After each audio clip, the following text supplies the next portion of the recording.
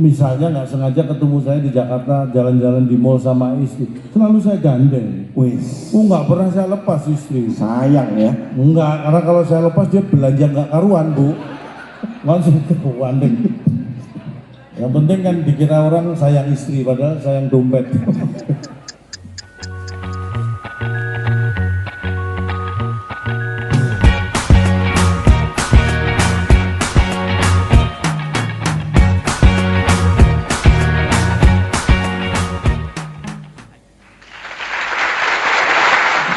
Tapi dulu, saya tuh dulu ya, awal-awal menikah itu kalau jalan-jalan ke mall, Iya.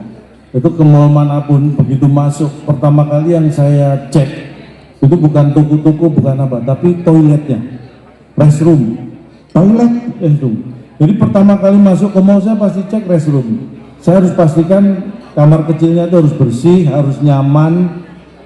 Baru kalau saya cek, oh bersih, nyaman, aman, saya lanjut jalan-jalan. Misal kotor gitu. Misal kotor saya mending pindah mall. Itu prinsip buat saya, karena kebersihan buat saya itu penting ya. Karena itu sangat bermanfaat. Jadi ketika nanti pas jalan-jalan mampir ke toko, istri udah belanja gitu kan, kalau udah milih belanja banyak, giliran ngantri di kasir, nah saya izin pamit ke toilet. Ya usah lama-lamain di toilet ya kan, supaya istri ngantri kelamaan akhirnya bayar sendiri gitu. Makanya saya pastikan, karena butuh lama di toilet, saya pastikan toiletnya harus bersih dan nyaman, biar saya betah. Dan banyak di situ kumpul bapak-bapak, itu kita ngobrol. Istri kita dikasih semua Pak ya. Makanya pastikan, tapi itu dulu Bapak, itu dulu. Kalau sekarang udah beda. Mas Masuk mall. Ini siapa misalnya? SPG-nya, penjaga tokonya. Mas mau beli apa?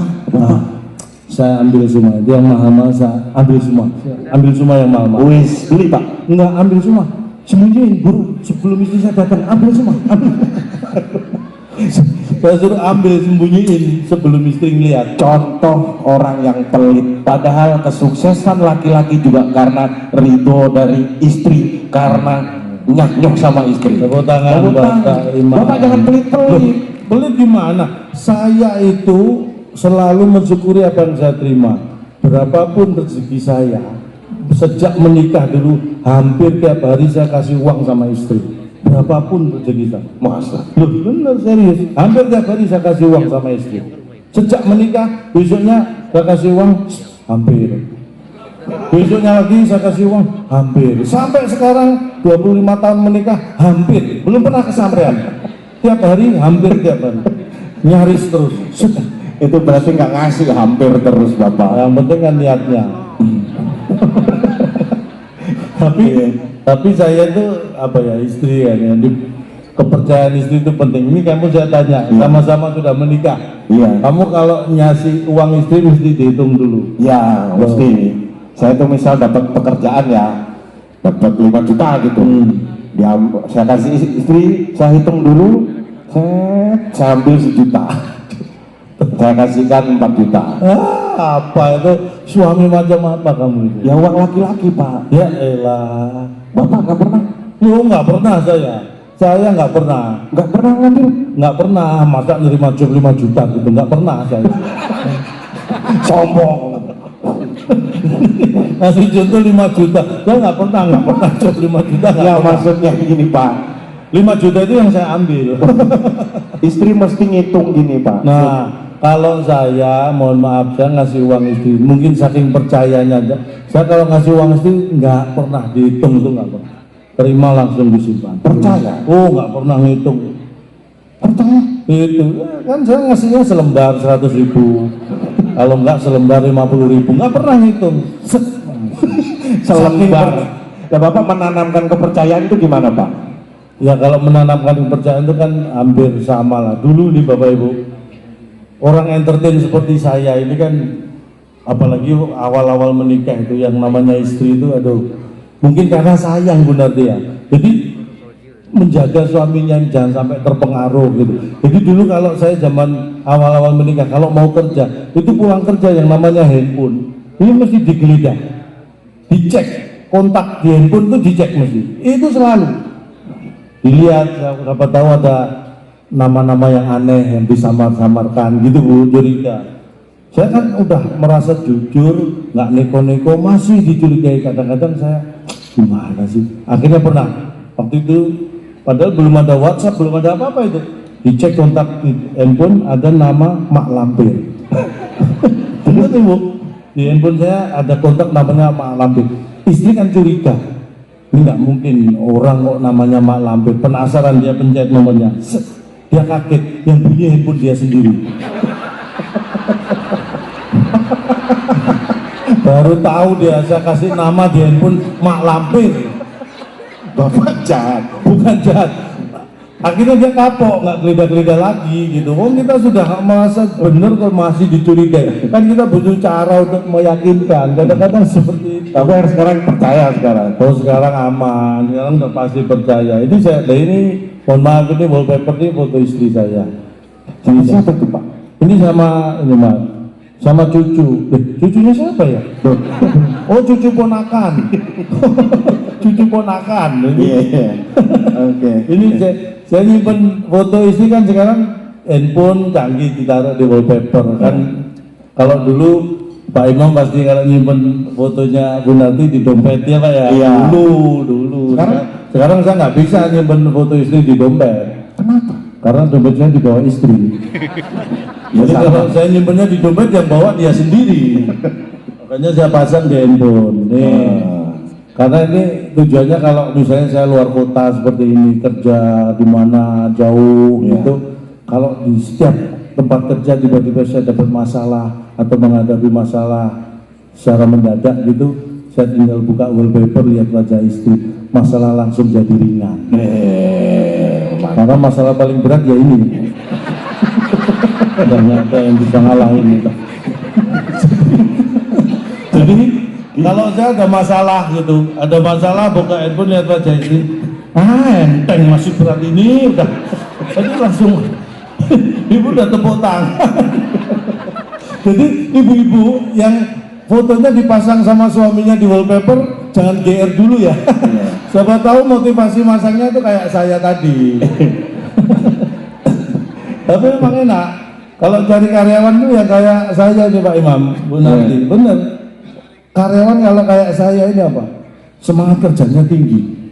Kenapa? Misalnya nih, kerja kantor kadang-kadang kan banyak tugas, harus lembur, target belum tercapai, buyung sampai malam, lembur.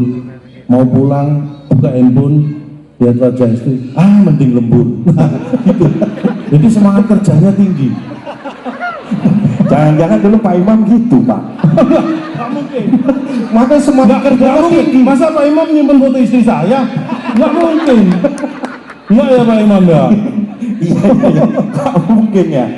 Bentar, mohon maaf ada. Tadi sebentar. Ini mumpung bicara masalah istri. Tadi pas di ruang tunggu di belakang handphonemu kamu tinggalkan. Kenapa istriku telepon kamu? Nggak ada. Ada panggilan di handphonemu istriku tuh. Oh, ini istriku, istri saya sendiri. Istriku, saya simpen nama istriku. Saya itu sekarang nyimpen nama istri kan istriku di kontak. Iya. Kok istriku telepon Akbar? Kan ada istriku. Ini istriku Pak. Saya pikir apa telepon saya nggak keangkat. Saya lihat kok nggak telepon aku. Ganti istrimu dong. Oh, bikin deg-degan. Aku lihat istriku telepon. Kan istri saya. Ya udah kamu ganti biar Ya Bapak diganti sayangku, cintaku. saya kan nggak suka bohong.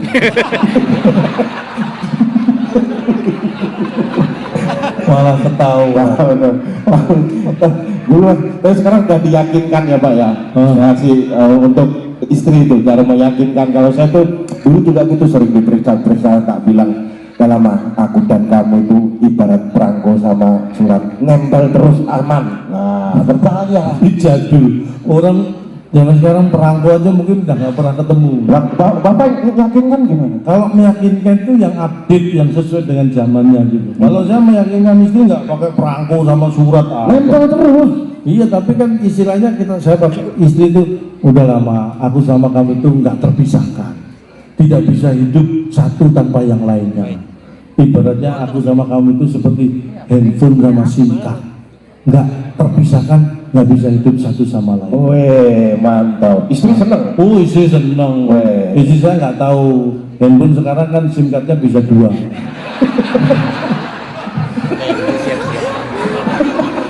Nggak saya kasih tahu istri saya.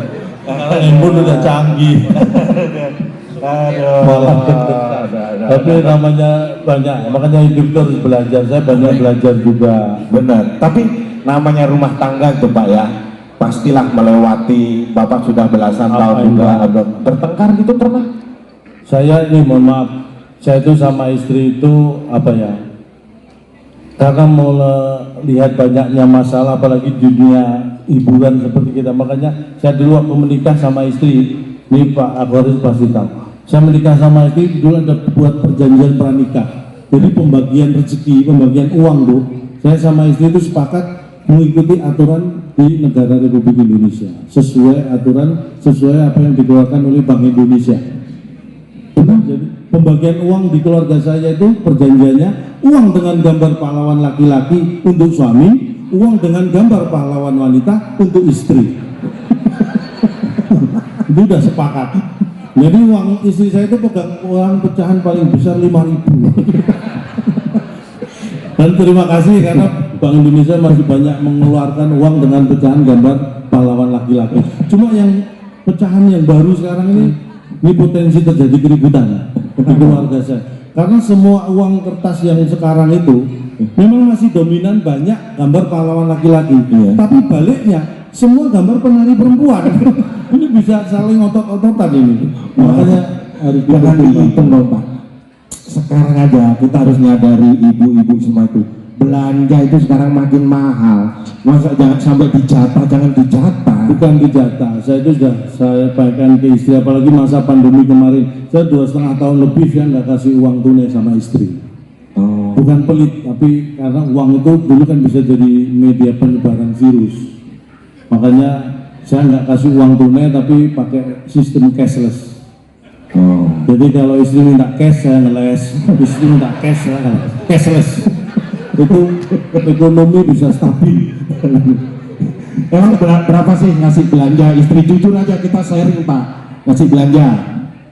Saya itu sebenarnya gini, bukan masalah ngasihnya berapa, ngasihnya itu bisa banyak, bisa sedikit sesuai kebutuhan. Tetapi memang kadang-kadang beda ya. Sekarang kenapa istri saya suruh belanja, kita ini pengen menghidupkan UMKM. Nah, apalagi kalau melihat Pak Imam pengusaha sukses kan beliau. Dulu pernah punya cita-cita. Cita-cita saya itu sebenarnya, cita-cita saya pribadi, sebenarnya saya juga ingin menjadi pengusaha sukses seperti bapak saya. Bapaknya pengusaha sukses. Enggak, bapak saya juga pengen. Bapak saya juga pengen. Bapak saya juga pengen. Jangan-jangan kamu adikku. Saya itu pengen jadi pengusaha sukses seperti bapak saya. Bapak saya juga pengen. Bapak saya juga pengen. Ya berarti kamu adikku. Oh, orang. Jadi itu. Gimana mengenai belanja? Jadi belanja, menghidupkan UMKM. Jadi sekarang istri saya itu kalau belanja, dia sendiri punya ide dan saya support. Jadi belanjanya sudah bukan di minimarket, di supermarket, tapi di warung-warung UMKM, di tetangga-tetangga. Oh, warung-warung tetangga sebelah. Itu bisa menghidupkan ekonomi dan saya lihat memang ada perbedaan. Jadi belanja di warung-warung UMKM tetangga sama minimarket itu beda. Dengan uang yang sama, itu dapat belanjanya lebih banyak di warung-warung tetangga. Karena lebih murah. Bukan. Kenapa? Karena di minimarket kan sudah ada CCTV. Iya. Kalau di warung tetangga kan belum ada CCTV. Jadi dapat barangnya sisa lebih banyak. Mohon maaf Pak Badrodin. Apa? Nyolong dong berarti. Berarti nyolong dong. Oh, itu kan dulu. Sekarang nggak mau. Kebutuhan tuh harus dicukupi sampai nggak perlu minta. Saya orang satu suami yang selalu tidak pernah yang namanya menolak permintaan apapun istri. Semua permintaan istri kebutuhan saya cukupi. Minta apapun saya cukupi. Masa? Iya. Serius, istri saya itu minta apapun saya cukupi.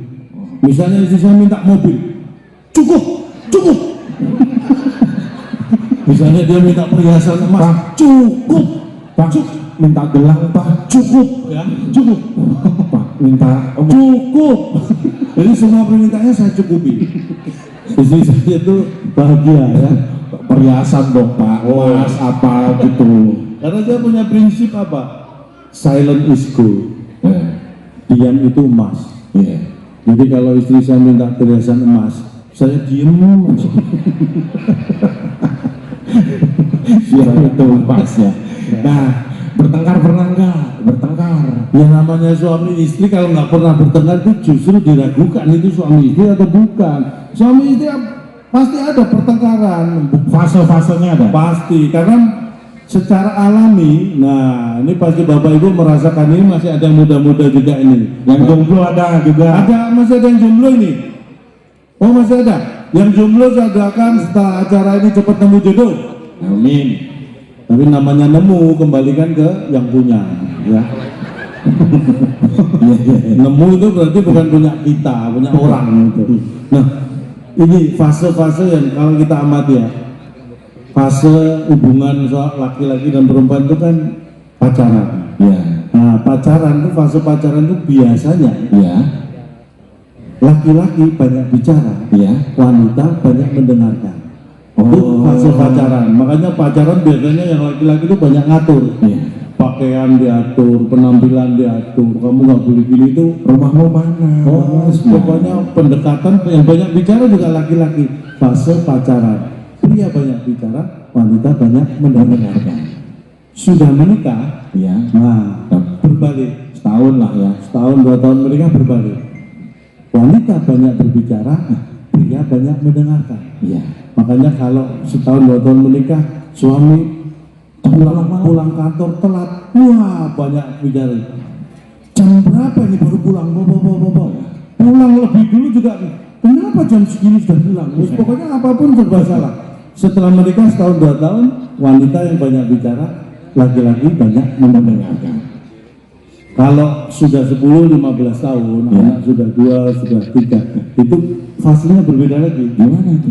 Pria banyak bicara, wanita tidak kalah banyak bicara juga. Yang dengerin tetangga yang mendengarkan. Wow, kenceng-kencengan doang, tetangga dengerin aja. Tapi itu tidak dalam Pak Imam Mbak Gunardi nggak pernah luar tepuk tangan buat beliau, nggak pernah ya. Luar biasa. Kalau saya Pak sama istri bertengkar gitu Pak. Kalau kamu misalnya Bertengkar sama istri, alhamdulillah istri saya itu mesti nunduk gini terus Pak. serius, Nunduk gini terus. hebat. Sambil ngomel, makanya dengerin, dengerin. Kamu Saya diam aja. berarti yang jenggot di sebelahku itu kamu. Kalau bapak, Kalau saya mohon maaf, hampir sama tapi nggak soal istri saya nggak. Istri saya itu kadang-kadang kalau saya nyesel ya, kalau saya bertengkar apalagi bertengkar hebat sama istri, kadang-kadang kalau melihat endingnya saya nyesel gitu. Karena istri sampai merangkak gitu.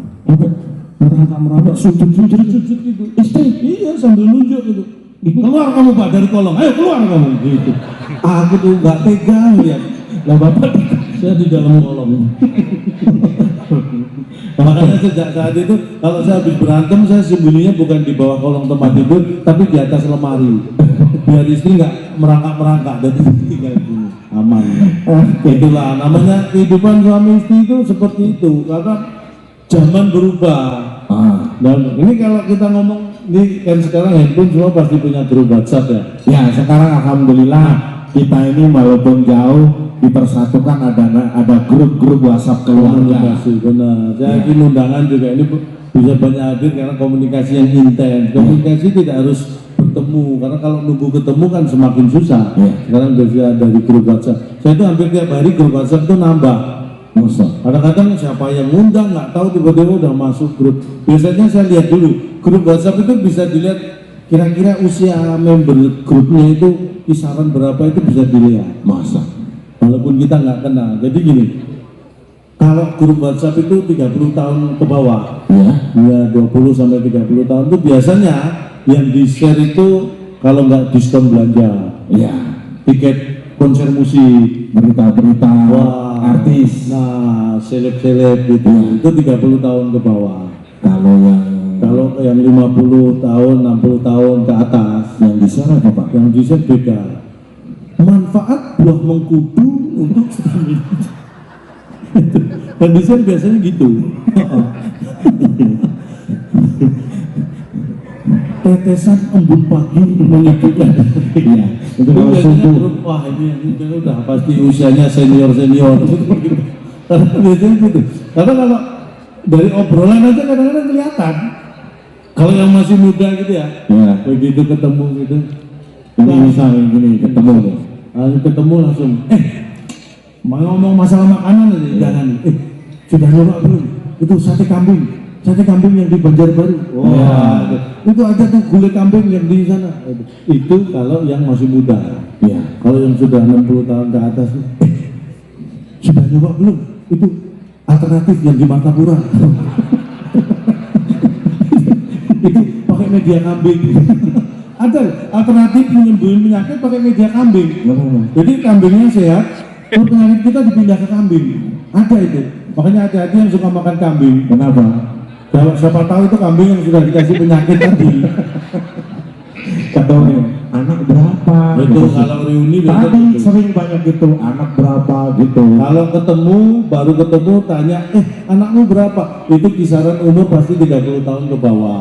Ada tadi yang, sekarang mobilnya berapa? Nah, kalau mobil berapa itu ya 45 tahun ke bawah. Kalau sekarang rumahmu berapa? 55 tahun ke bawah, antara 45 55. Kalau yang 60 ke atas, Ketemu, teman-teman, pensiunmu berapa? Kolesterolmu berapa? Itu kan tema yang wajib untuk usia masing-masing itu berbeda. obrolan ya. Jadi obrolan meja-meja depan dan belakang tuh beda banget. Itu namanya seperti itulah perkembangannya. Menjaga kesehatan itu penting, merawat hubungan itu penting, silaturahmi itu memperpanjang umur. Amin. Jadi kita ini terus terang bahagia sekali bisa hadir dan diundang sebagai pengisi acara di ulang tahun pernikahan yang ke-47 tahun Bapak Haji Imam dan juga Ibu Sunarti. Terima kasih Bu. Benar. Walaupun kita juga sebenarnya agak kecewa ya. Kenapa? Kenapa baru ulang tahun ke-47 ini diundang? Gitu. Kan padahal ada 46 tahun ya. Tapi kita mesti ya, kita tuh cerita bagaimana ibu tuh selalu bersama, enak gitu ya. Pekerjaan kita tuh kadang menuntut kita harus jauh dari istri, gitu kan. Istri telepon, kayak gini tadi udah 3 kali istri telepon. Nah, ini mohon maaf. Ini Bapak Ibu, ini ada 2 orang ya. 2 orang saja di panggung ini beda kualitas. Kenapa? Ini saya tes ya. Pertama, bangun tidur, kamu cari apa? Jangan sekarang Pak, handphone. Jangan, sudah normal itu, ngecek-ngecek berita WhatsApp. Ya, jangan dianggap normal. Kamu ya kamu aja. Ini orang kualitas standar dan di bawah standar. Bangun tidur yang dicari handphone. Saya ini beda nih. Dia bangun tidur pertama kali dicari handphone. Saya bangun tidur pertama kali yang saya cari adalah anak. Anak pertama kali saya cari. Karena handphone saya dibawa anak.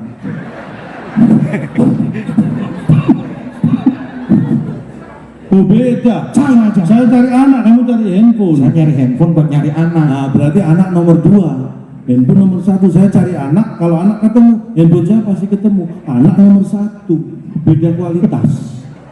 Nah gini, kita Nih, handphonemu ya, handphone kamu di rumah, kamu taruh, dipegang-pegang sama istrimu handphonemu. Iya. Apa yang kamu rasakan? deg-degan. Semua laki-laki kebanyakan gitu sekarang. Jangan disamakan. Banyak yang gitu. Nggak bisa, kamu aja. Handphonemu Bukan dipegang bisa, istri. ya. Nah, Terus istri mulai pegang-pegang. Itu udah itu Pak, beda kualitas. kok bisa? Handphonemu dipegang-pegang istrimu, kamu deg-degan. Iya. Saya melihat handphone dia dipegang istrinya, saya nyantai nggak deg-degan. Bahkan istri saya. Beda kualitas. Pernah nggak di handphonemu dibuka-buka istri? Bukan pernah. Biasanya memang harus hati-hati ya. Kalau password handphone suami sampai diketahui istri itu biasanya kalau di rumah tangga saya, besoknya ada diskusi kecil. Diskusi kecil tapi berkepanjangan. Diskusi kecil berkepanjangan dan nggak tahu berakhirnya kapan.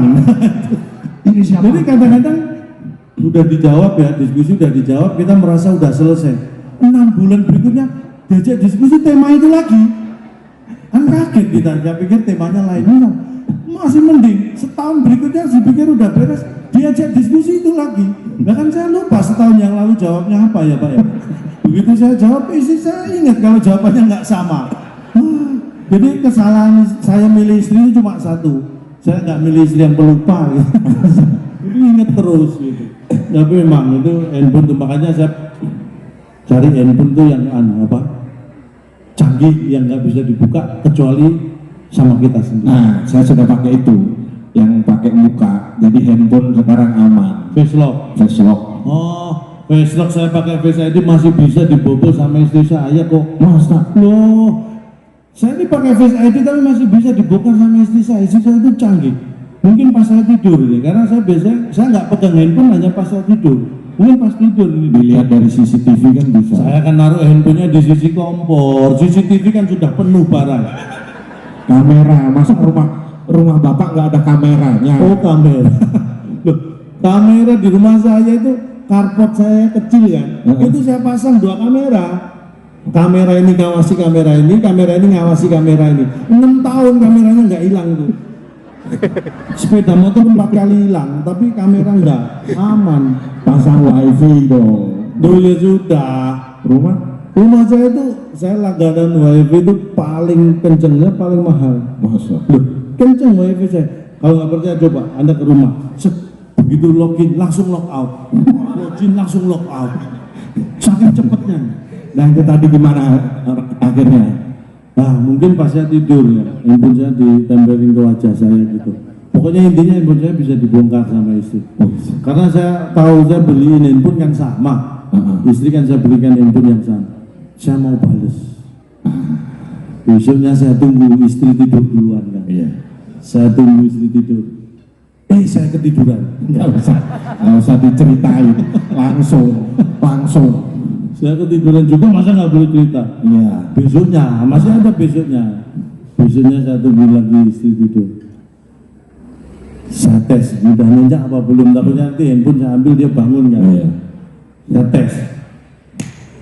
Dia diem. Saya kaget. Kan bapak yang nepuk sendiri. Ya makanya saya kan ngetes, kan kemarin saya ketiduran. Ini kalau saya kaget berarti kan saya belum tidur. Iya. Aman. Terus akhirnya handphone istri saya ambil, pelan-pelan saya ambil. Saya deketin ke wajah istri. Yes. Nggak kebuka. Kurang deket kan? Iya, makanya kurang deket. Saya deketin lagi pelan-pelan, kurang deket kali ya. Lebih deket lagi. Nggak kebuka juga. Bukan istri bapak kan ini? Sembarangan, bukan istri saya, gimana ngawur kamu itu? Nggak mungkin lah. Ya kalau bukan istri saya kan kemarin saya nggak ketiduran. Oh malah kelepasan lagi. Terus. Saya lebih deket kok enggak. Saya padahal handphone sama. Saya sampai mikir, kenapa kok ditambahin pengaman apa ini sih saya? Saya sampai menjelang subuh, saya akhirnya nggak tidur, mikir terus. Menjelang subuh saya baru tahu jawabannya. Ternyata saya amati, istri saya itu kalau tidur nggak pernah pakai make up. Jadi Wajahnya beda banget. Handphonenya sendiri nggak mengenali wajahnya. Iya, beda. Mungkin waktu bikin Face ID dia pakai make up. Begitu nggak pakai make up, handphonenya aja, ini siapa? Mungkin gitu kalau nggak kenal, beda banget.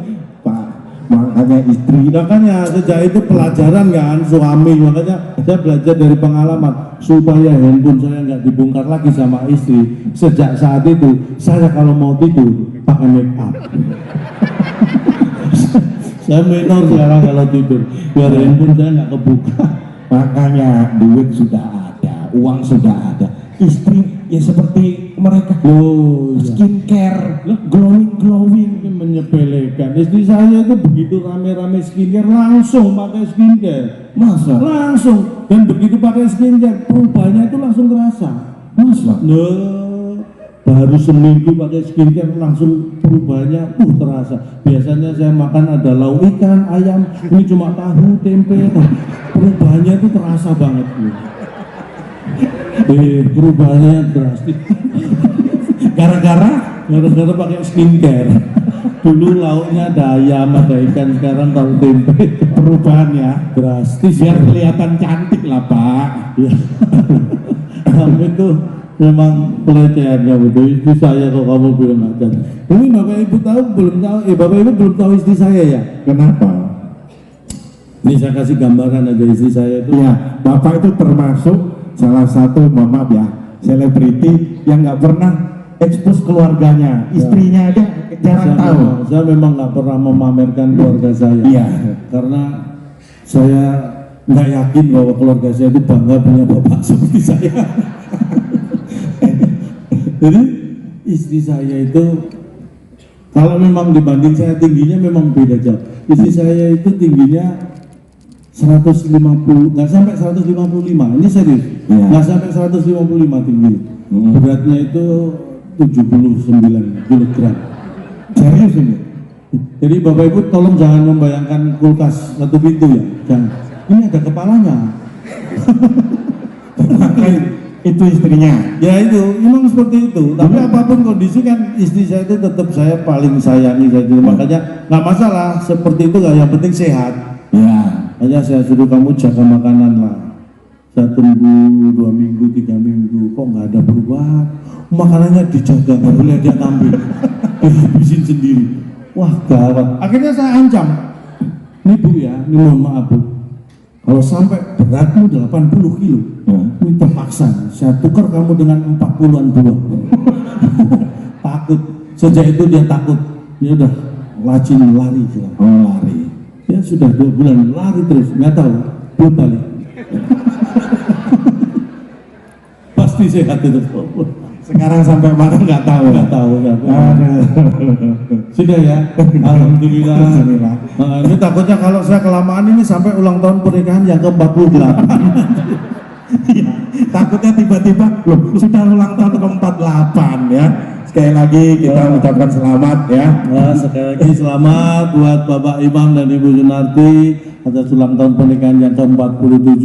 Ini usia ulang tahun pernikahan yang sangat luar biasa. Ya. Kita doakan tetap aku rukun bahagia bersama anak dan cucu seperti Ya. itu. Dan kita Mudah-mudahan juga kita di sini mengucapkan- bisa meniru Bapak Ibu. Amin, amin, amin, amin ya rabbal alamin. Dan kita mengucapkan juga ulang tahun yang ke-48 ya.